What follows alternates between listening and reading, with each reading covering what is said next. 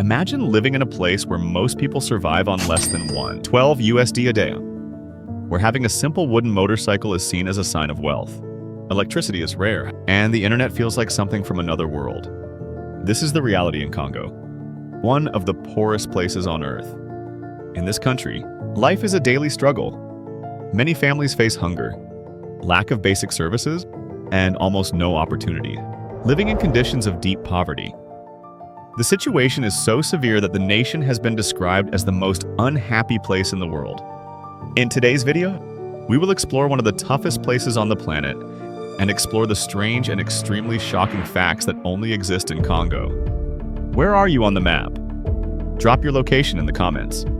Let's see how far apart we are. The incredible wooden motorcycles.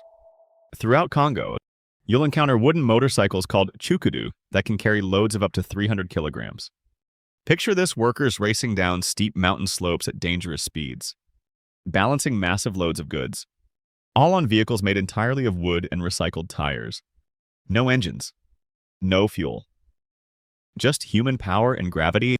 It sounds insane, but it's actually brilliant engineering born from necessity. The chukudu manufacturing process is completely artisanal, requiring incredible skill and precision. Each vehicle is custom-built to support heavy loads and can last for years with proper maintenance. Many families pass down the craft of building chukudu from generation to generation, making it a respected and essential skill. Moreover, they've turned this necessity into entertainment. Racing competitions are organized where participants hurtle down slopes at breakneck speeds, performing risky maneuvers that would make professional stunt drivers nervous. Winners receive prizes like money, materials to improve their chukudu, or even brand new wooden vehicles. For many Congolese families, owning a chukudu represents luxury and the guarantee of being able to feed their family. New Year celebrations every 50 years.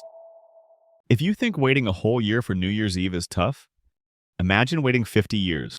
In Congo, official New Year celebrations happen only once every half-century, making it literally a once-in-a-lifetime experience for most people.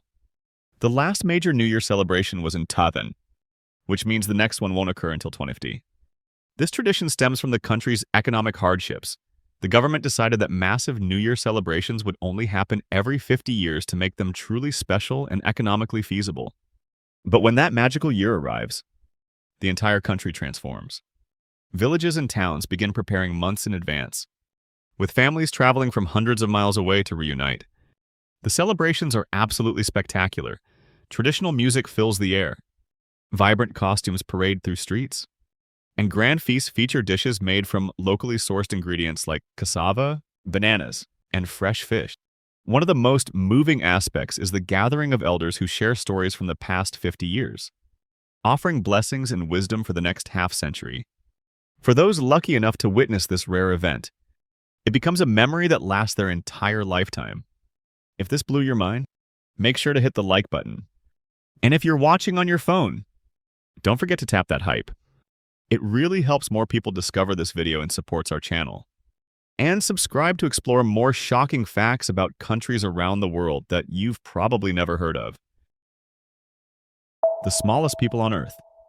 Congo is home to the Pygmy people, a group of 600,000 to 900,000 individuals who represent about 1% of the country's population.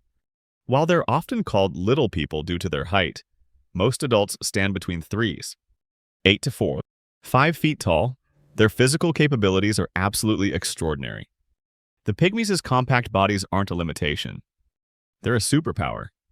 Their size allows them to move through dense tropical forests with incredible agility and speed. They can chase fast animals, climb trees effortlessly, and hide in their natural environment better. Their hunting and gathering skills, passed down through thousands of years, are so refined that they can track animals through forests where others would be completely lost. They possess remarkable endurance and can navigate terrain that would challenge much larger people. Unfortunately, the Pygmies face serious modern challenges. Deforestation and economic development are destroying their natural habitat, forcing them to adapt to a world that wasn't designed for their traditional way of life. Despite these pressures, they continue to preserve their unique traditions and demonstrate that physical size has nothing to do with capability or worth. And have you ever heard of a tradition where If a man visits a home, the husband might offer his wife to the night, with the guest as a gesture of ultimate hospitality and respect. It might sound strange, but it's actually a deeply spiritual and cultural practice. If you want to explore more about this fascinating part of the world, I've linked it at the top corner of the screen, and you'll also find a direct link in the pinned comment below. And don't forget to come back, because in the next part, we'll dive into a marriage custom so unusual. You'll have to hear it to believe it. Marrying all identical twins. This tradition will make you think twice about dating in Congo. If you want to marry a Congolese woman who happens to be an identical twin or triplet, you must marry all of her siblings at the same time. This is a deeply held cultural belief. The tradition stems from the conviction that twins or triplets share an unbreakable spiritual bond. Separating them through marriage to different people is believed to bring misfortune, not just to the families involved, but to the entire community. Keeping these siblings together under one roof is thought to bring luck and prosperity. But the wedding traditions don't stop there. While most cultures celebrate weddings with laughter and joy, traditional Congolese weddings are marked by respectful silence. Guests are expected to remain quiet, focusing entirely on blessing the newlyweds and reflecting on the serious responsibilities that come with marriage. This reflects marriage as more than just a celebration. It's viewed as a sacred commitment that affects the entire community. The silence creates space for contemplation and spiritual connection. But what if there are twins in the family? One male and one female. If you're curious about that, comment with the number 1 and we'll clarify it for you in the comments. Wearing a suit means being poor. If you visit Congo and notice men in elegant suits walking through the streets, don't assume they're part of the rich class. In fact, most of them live in poverty. Every day, these men dress with great care and confidence, wearing colorful, stylish clothes as they walk through the dusty and worn streets of Brazzaville. They are members of a cultural group known as La Sapa. The name stands for La Société des Ambianceurs et des Personnes Élégantes, which translates to the Society of Atmosphere Makers and Elegant People. This movement began in the early 20th century. When French colonizers arrived in Congo, many young Congolese men were fascinated by the refined appearance and elegant manners of Western gentlemen. Some locals later worked for the colonial administration or traveled to France to study and work, adopting the sophisticated clothing style they saw there. Members of La Sap, called sapeurs, are known for their dedication to fashion. They must own well-tailored suits and high-quality leather shoes, often from famous brands. A single pair of crocodile leather shoes can cost between $1,303,000. According to the World Bank, nearly half of Congo's population lives below the poverty line, and the average yearly income is just a little over $3,000. This means a year's earnings might barely cover the price of one pair of shoes. Still, sapeurs willingly spend their money on fashion, seeing it as a symbol of pride and identity. For them, owning elegant clothing and accessories is not a luxury, but a necessity. They might not buy houses, cars, or jewelry, and they might not invest in education, but they must have fine suits and stylish shoes that represent dignity and self-respect. True beauty standards. In many Congolese communities, beauty standards are completely different from what you might expect. A long head shape is considered the ultimate sign of beauty and nobility. The longer the head, the more beautiful and distinguished the person is considered to be. But these customs are becoming less common in modern times. In addition, a fuller and well-rounded body is often viewed as a sign of wealth, good health, and fertility. Women with larger waists and curvier figures are traditionally considered more beautiful. In many areas of Congo, a body weight between 80 and 100 kilograms is seen as the ideal standard of beauty. Congolese women often wear traditional clothing made from colorful fabrics decorated with patterns known as kitenge. They also enhance their appearance with jewelry made of gold, copper, or beads, which adds elegance and cultural pride to their outfits. Long heads are celebrated through cultural ceremonies and community festivals. On special occasions, events are held to honor people who have long, well-shaped heads. These celebrations help preserve the traditional idea of beauty and inspire younger generations to value and continue these distinctive customs. Wearing gold is a no-go in Congo. Gold and other forms of jewelry can make someone look elegant and wealthy, and Congo is a land rich in such minerals. However, while in Congo, It is important not to let the desire to display beauty or luxury put you in danger. In the Democratic Republic of the Congo, safety is a serious issue for both residents and visitors. Major cities like Kinshasa and Lubumbashi face high security risks, including theft and street crime. For this reason, travelers are strongly advised not to wear expensive jewelry or carry large amounts of cash, as these can easily attract unwanted attention and lead to unfortunate situations.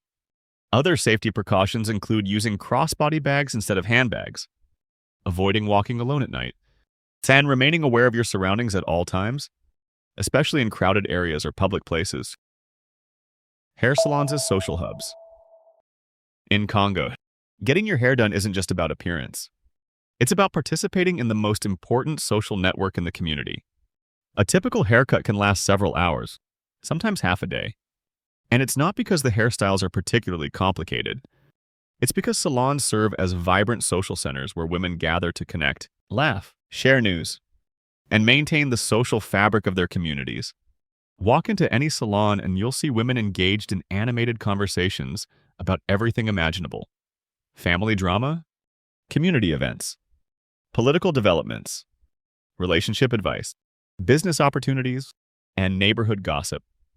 Women often arrive with friends or make new connections while waiting, creating a constantly evolving social network. For many, the salon visit is the highlight of their week, a chance to escape daily struggles and connect with others who understand their experiences.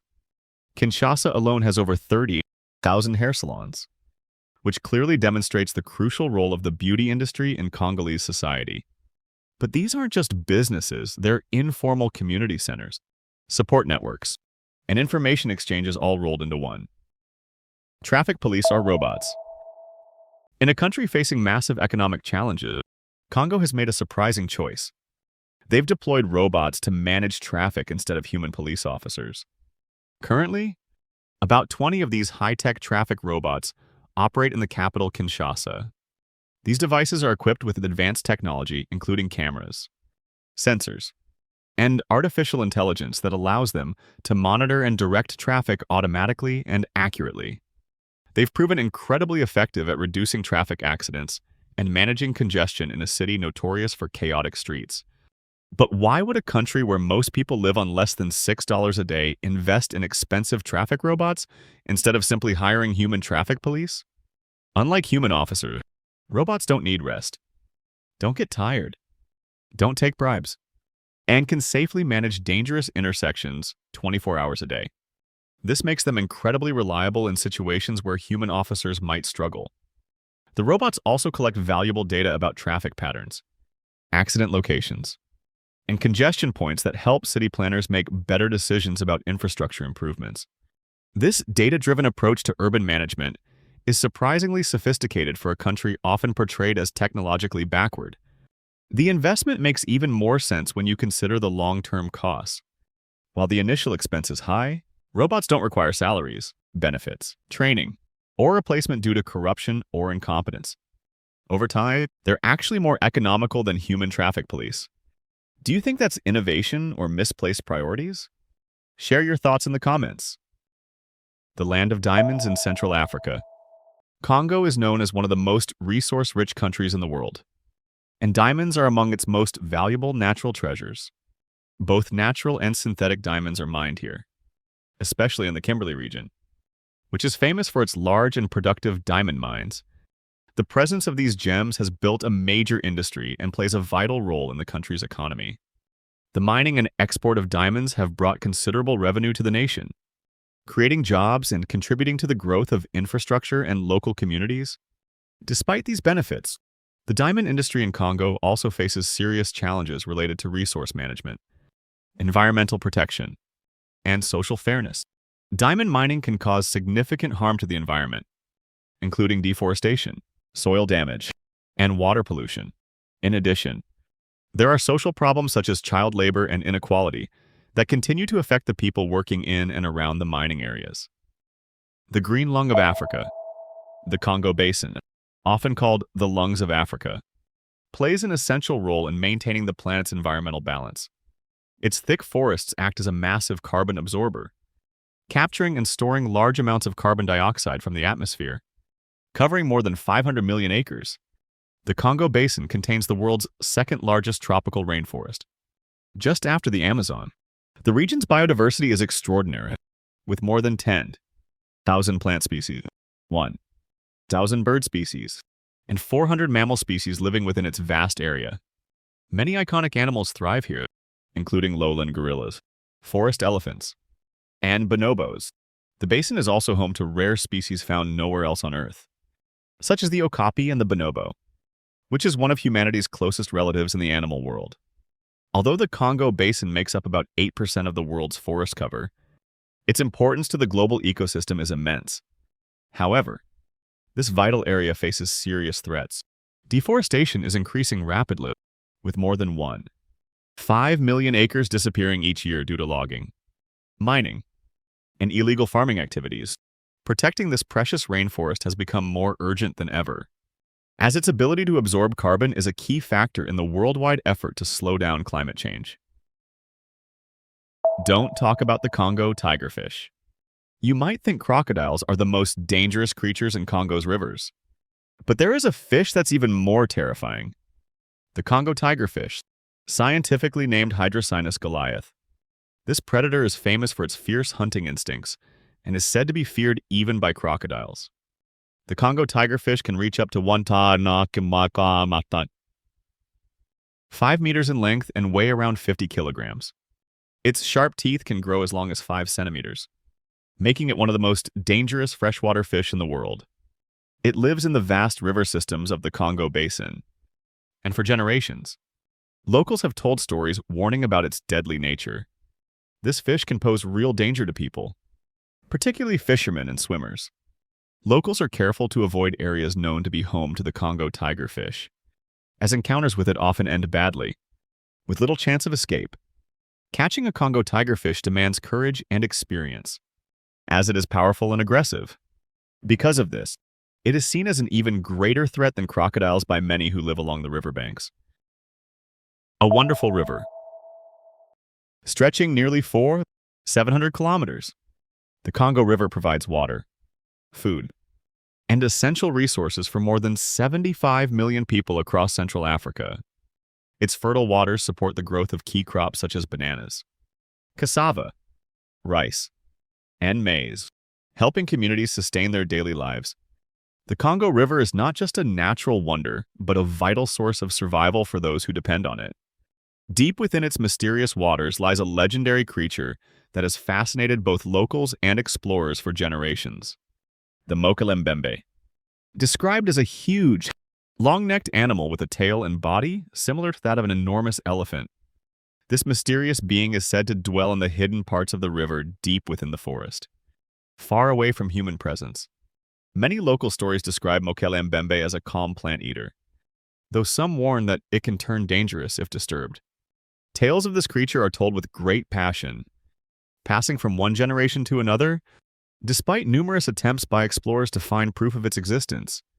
Mokelembembe remains undiscovered, continuing to fuel imagination and curiosity.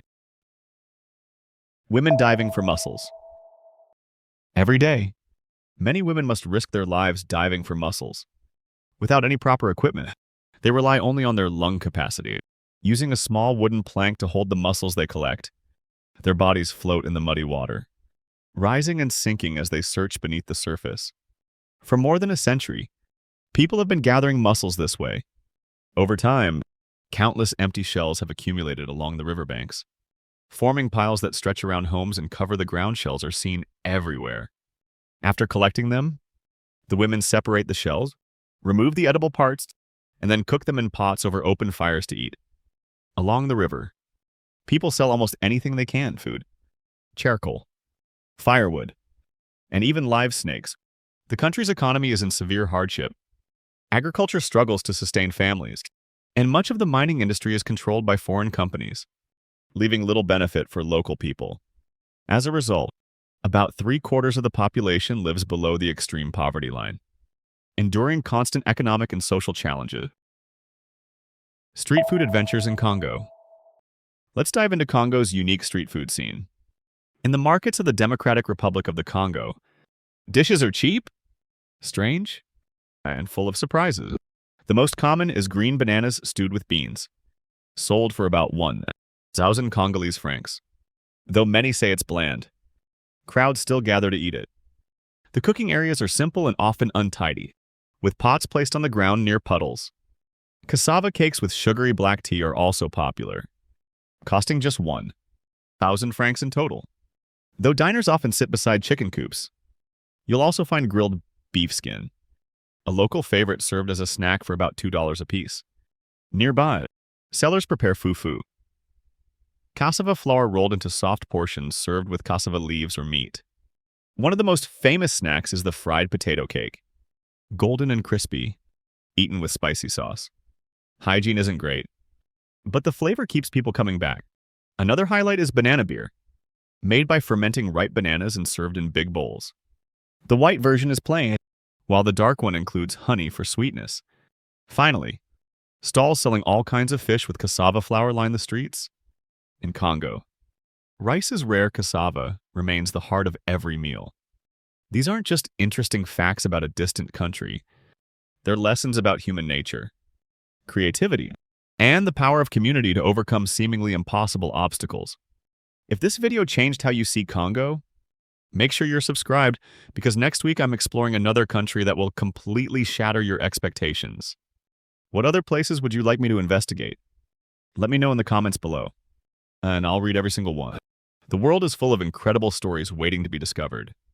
And Congo has shown us that the most amazing realities are often hiding in the places we least expect to find them.